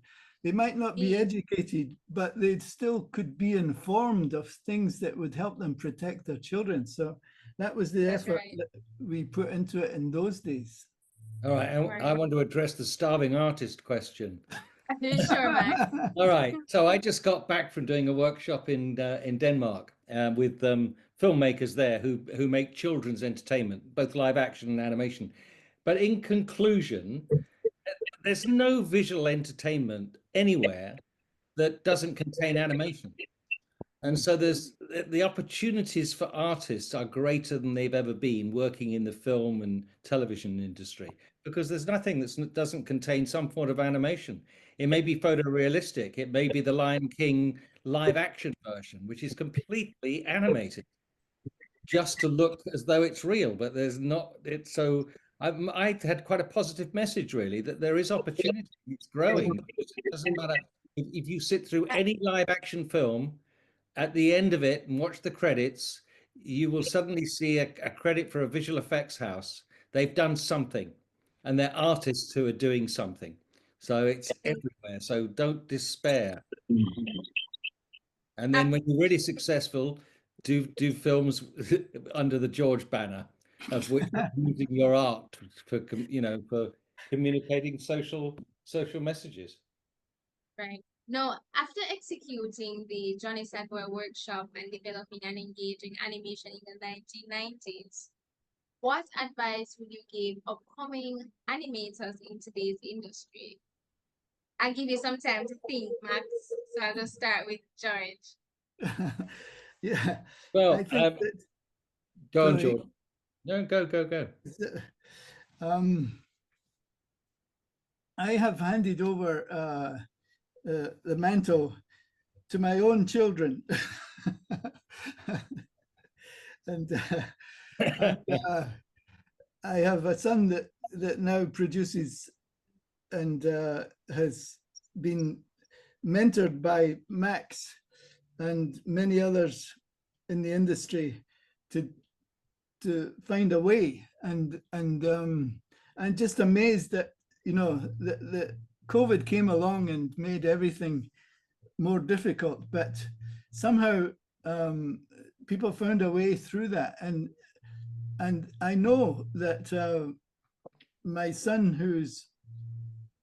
he's always on the lookout for new talent, and he found online someone that was drawing in a little place in Scotland, and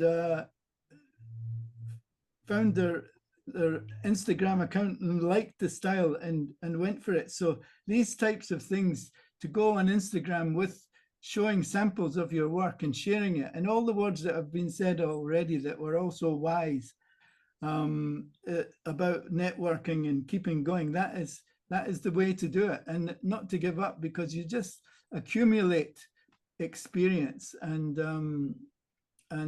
if you are a good artist, you accumulate a sizable amount of artwork that will just impress at some stage somebody out there. So that's the route, I would say.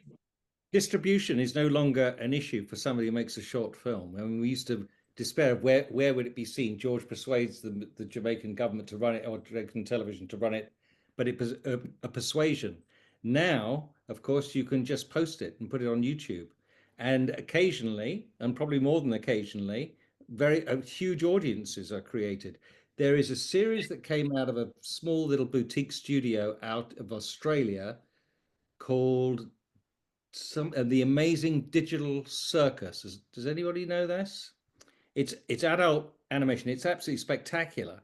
Um, it has had to date 30 million views, and because of its success on YouTube, it was picked up by Netflix. So that pathway was their own. They didn't have to sell it to anyone. They just put it out there. Of course, they still had to figure out how to monetize it in the first place and how they made it.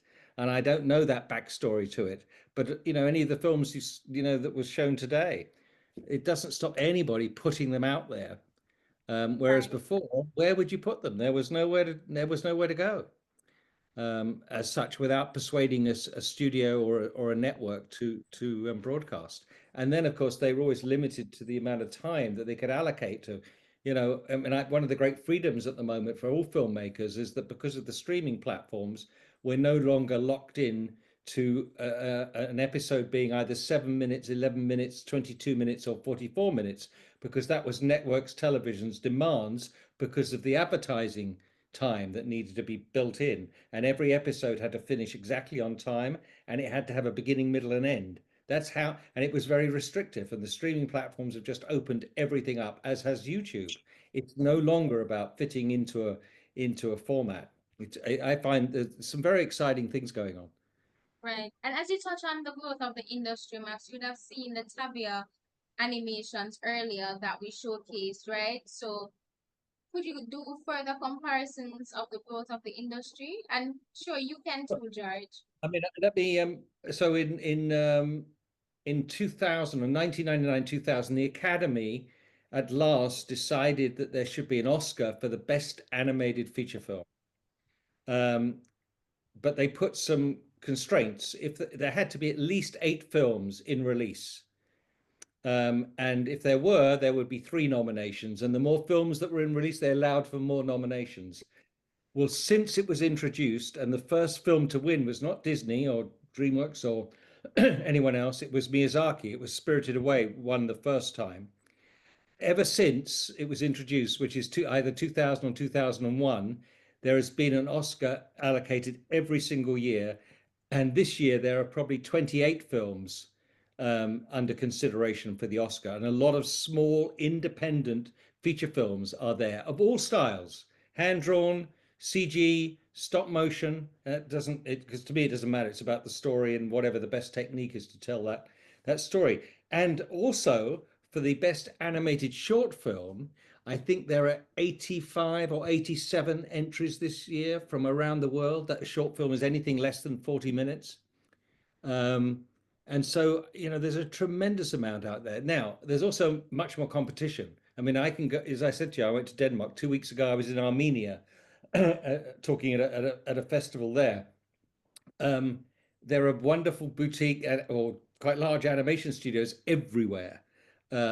So there's more of it, but I think it's pretty exciting. I mean, there are some downturns going on from some of the streaming platforms and some of the influences that have been going on recently, and the amount of gaming.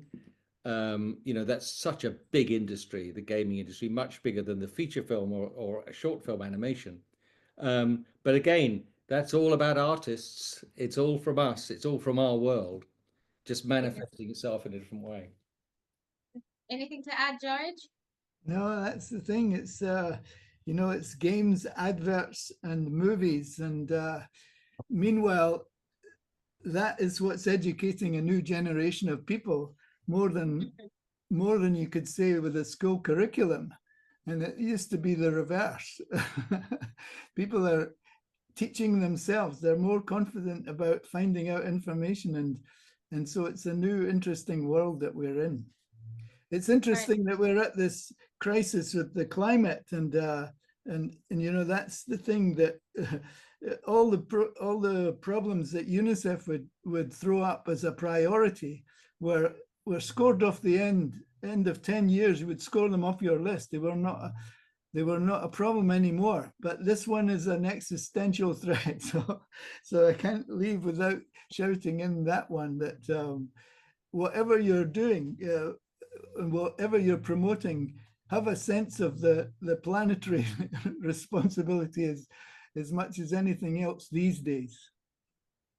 We have a question from Yes. Nogomo in the chat. What skill sets do you think beginner artists should develop to break into the animation industry? And if you can't, what creative industry would you work in the meanwhile to pay bills? And if all else fails, what's a job that would give you enough time to practice said skill sets? Depends on where you are. If you're in a big city, then people do anything to keep themselves alive. But if you've got any spare time, then see the niche or plan out the path that you'd like to go and work in. I mean, people that have talent in music, they're always, when they get together, there's always this feeling that you know when you're in the presence of somebody that's better than you.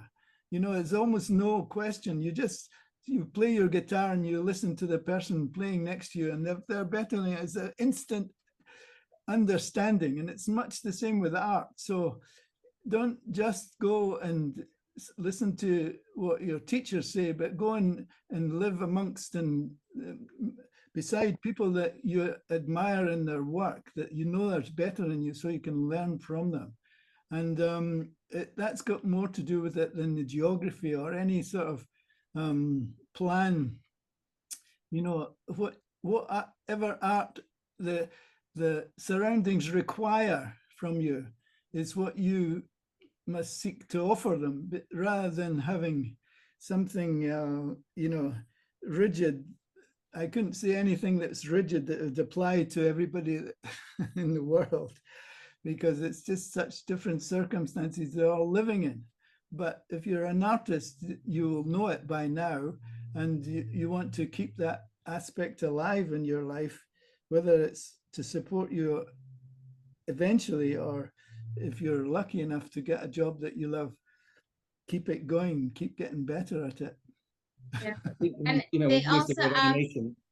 Well, we sometimes talk so generally, but if the ambition is to animate, and for a lot of people, they're doing everything on a film. They're writing it and they're animating it, you know. But the reality, for an animator, it's about observation. It's about observing the world around you.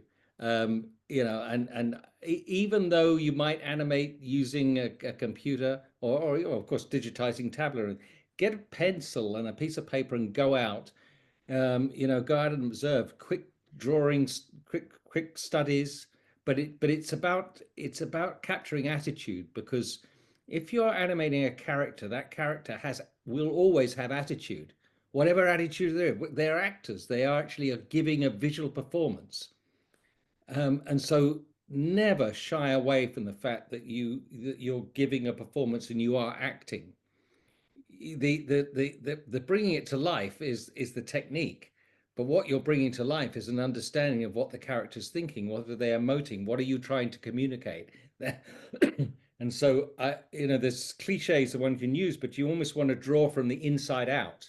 You want to know what's going on inside that character, because it will dictate the type of expression you make, the type of attitude, the turn of the head, and it's all about timing. I'm moving my hands, right? Of course I can do it, but should I must do it for a dramatic effect. I want to put an accent on it. So it's those types of things, and observing people or observing animals, observing behavior helps inform. Never shy away from thinking that you are giving a performance. yes. And on that note, they also ask, how do you recommend building the animation or art mostly in general? Quantity of work, that speed of iteration, or quality, just learn on a massive project. How did you get good at what you do? Luck. Yeah. Right place and right time is honestly, from my point of view, I don't come from an animation background. I come from a theater background, and an acting background. And the only reason I'm sitting here talking to you today is because the last thing I did in the theater was unsuccessful. It was a play that the press didn't like. We'd worked very hard on it, but the press didn't like it at all, and we closed. And somebody I'd worked with in the theater had gone to work for Disney in America, and they were coming to London to set up a studio for the making of Who Framed Roger Rabbit, and they wanted somebody they knew and somebody they'd worked with before, albeit in a different area. So because I was out of work and available, I got the job on Who Framed Roger Rabbit to set up and run the London studio. But I brought so much of my theater experience, or that's how I translated this linear pipeline that I was confronted with. I've always been used to, a rehearsal room and all the actors working together, the writer there, and suddenly the animation is this pipeline that people actually don't physically work together. They do something and pass it on down a pipeline. I had to translate everything that went on in the animation pipeline back into the theater. Oh, you do lighting. Okay, your costumes. Okay, I get it. And so, everything translates. It just doesn't happen in the same order. But I've always gone back to my roots. Always when I'm thinking about story and communicating anything, it's always back out of the theater, because animation is a way of telling that. And George touched on it earlier. The realization that animation can be timeless, and that the films that we've worked on many years ago are still watched today. Films that I didn't work on that were made before I was born are still talked about, not just by people in the industry, but people, fans of animation. The films are timeless. I defy anyone to tell me the order of Disney's animated films from Snow White to the present day. Nobody knows. You can't tell visually. That sometimes the aspect ratio changed, but they're timeless, and that's what is just extraordinary about it. And one interesting thing that I remember is that Disney started off by doing some really good animated educational movies about malaria and farmers in Latin America, and things that were made in the 50s and 40s. That was part of their bread and butter in those days. And I used to use some of these films in showing them in countries like Nepal, when we would hang a bed sheet on a tree and project the Disney non-verbal animated film to show how farmers tidied up their farm and how they avoided malaria. And people would gather to watch this. The women would sit on one side of the sheet and the men would sit on the other side of the bed sheet, and they would watch this projected image, and it would be talked about for years to come about how they saw that. That was one of the things that said, as TVs started to spread, it was like a no-brainer that animation is the thing to capture the attention of people in a way that live action, is good for certain drama lines, but animation could touch on sensitive issues. And we had so many of them, from the AIDS epidemic to all types of hygiene stuff that was sensitive. And animation was the best way to communicate that message into communities. Thank you for that, George. And thank you as well, Max. I know that Guy had some mic issues, but we thank him as well for the input that we could hear. And just him being here in this space, we just want to thank you for sharing with us. Thank you for your contribution to social development. And I must say that a part of JANN's mandate is to have our people network with each other, to be aware of who's working in the industry. So at this time, we're just going to encourage the different guests online to reach out via chat and get their contact details and how to reach out to them, to stay in touch even outside of this session. If you have any other questions that you'd like to ask, we're at the networking moment right now. So just feel free to do so. Also, I'm encouraging you all to complete the survey, right? Give us your feedback on the JANN Animation Weekend. This is day 1. Day 2 is tomorrow. And I must say, day 1 was really educational and intriguing one. I, for one, learned a lot. I'm a journalism student, and for today, I just feel like the animation world definitely called my name. And I learned a lot. Thank you so much. Thank you to everyone who You're joined. most welcome. And if there's anything else that you think that we can answer, just write. I'm best on email. I'm not so good on chats, but email, you have my address. So please just write if you would like to ask any questions. Sure, Kevin, you can go ahead. Hey, Okay. Yeah, I wanted to ask a question and I wanted to ask it on the mic because George knows I've been chasing him down for years. Um, one, and this is for both both George and Max. What's it like seeing the animation after so many years? That's the first question. And the second question is, did you ever think that this animation would ever come up again to the point where you're now in a forum talking about it? No, it's the timeless quality of these things that are interesting. But it's so, I mean, I have to credit you. People that take an interest in the beginnings of things. It's not always the case that you have this chance to be invited back. I mean, I think that teachers that teach in schools, they always meet their pupils later on and have a good chat. But in our industry, in animation, it's not like that. In the sense that you have what you've created is out there, and it may speak for itself. I felt it was good to see Johnny Sadboy just because of it still carries a message in some respects. It's out of date visually and some, but it still carries a message. And It does. And thank you It for does. digging me out. Definitely. Max, how about you? What's it like seeing it after so many years? I was going to say, just thank you for a trip down memory lane because it's been it's absolutely wonderful. I mean, to think it's 31 years ago, whatever it is that this took place, and yeah, the fact we're talking about it, the fact that people are interested to hear about it, Yes, is incredibly flattering. I mean, it's wonderful. I'm just so pleased that I was able to join and have this opportunity to talk about it and revisit it. And it's been really lovely. But as George said, this is this timeless aspect of it, right? Animation lives on. Yeah, it's definitely timeless because I was even saying in the chat that the message is still so relevant because even the other day there was a video circulating on WhatsApp and social media with a father brutally beating his child, and I was thinking, boy, this message never gets old. It's still a very relevant message even today. We have something in the courts in Britain which is I'm in the UK at the moment. Yeah, something going through the courts at the moment, absolutely brutal, a death of a child by the parents. Terrible. Tell you. So yeah, Yep.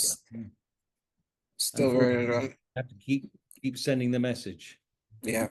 Well, I'm happy you guys were a part of this, and in essence, I regard you guys as the match that really lit the fuse that has led us to here today, because as you saw with the animations that were being shown, a lot of social messages. Yes, yes, so it was very impressive. I love the ones about keeping Jamaica clean. Yeah. Because you have whatever you do visually, you've always got the best soundtrack.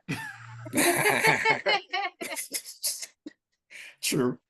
The message is carried by the music.